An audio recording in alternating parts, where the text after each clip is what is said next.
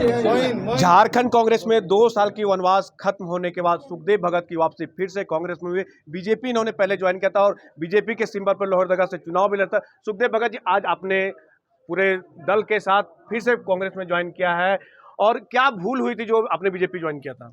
नहीं, जैसे गलती होती है, उसको अलग अलग तरीके से डिफाइन नहीं की जा सकती है। हाँ, राजनीतिक भूल, कुछ परिस्थितिजन राजनीतिक भूल हुई थी, मैं जरूर स्वीकार करता हूँ और मैं उसका तह में नहीं जाना चाहता हूँ।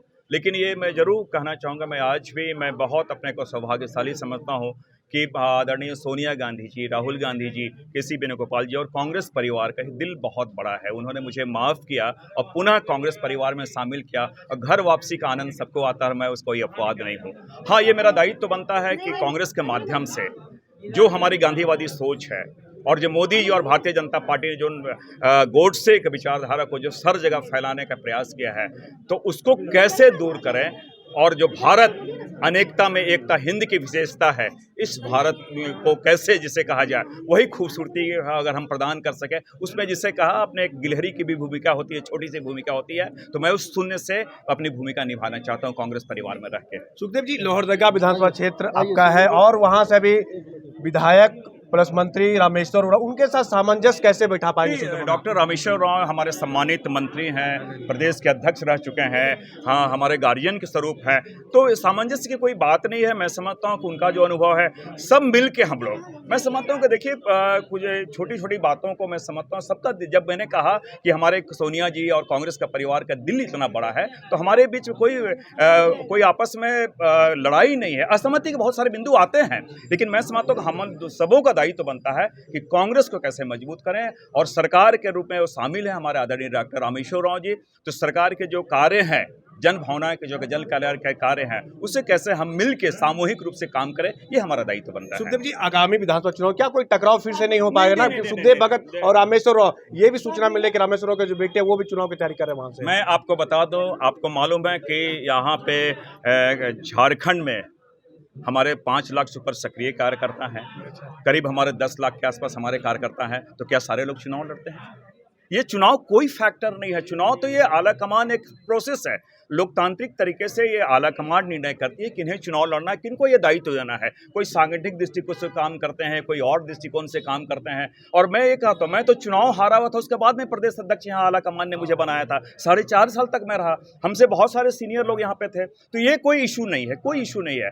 आला कमान और कांग्रेस पार्टी जो दायित्व देगा, उस दायित्व को निष्ठापूर्वक निर्वहन करना मेरा दायित्व बनता है। और दूसरी बात, मैंने कहा कि जो राजनीतिक भूल है, तो कहीं न कहीं वो मेरे पे दाग भी है, उस दाग को दूर करना भी मेरा दायित्व बनता है। तो माना जाए अंतिम अब कांग्रेस पार्टी सुखदेव भगत रहेंगे? निश्चित रूप से मैं आपके माध्यम से आज स्पष्ट कर रहा हूं कि उस गलती का जो एहसास हुआ, और जब भी मेरी अर्थी निकलेगी उसमें कांग्रेस का झंडा होगा।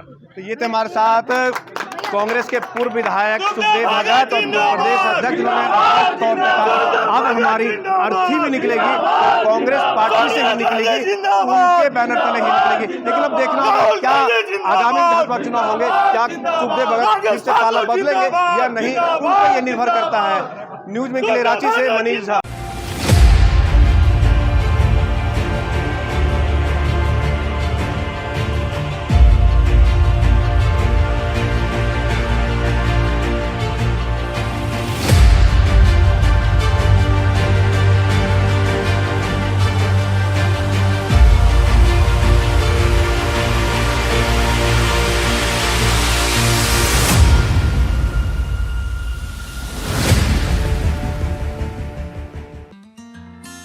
Giridih is a small place, and we have like very less facilities in terms of education and this kind of infrastructure.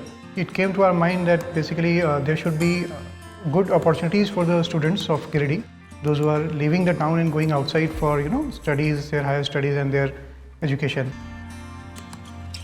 I wanted my son to start with the coding classes, so I researched it online. I got through all the reviews and everything.